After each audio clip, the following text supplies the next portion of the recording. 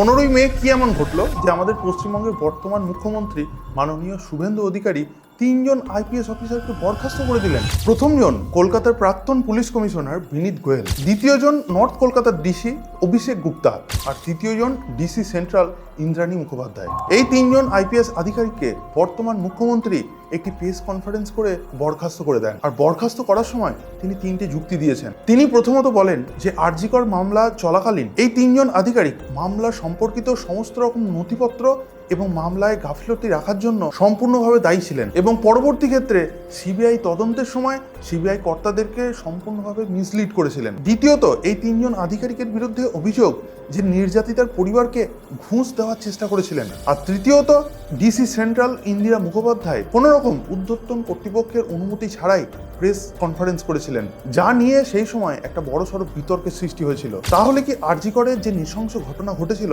সেই বিষয়টি পুনরায় তদন্তের সামনে আসতে চলেছে?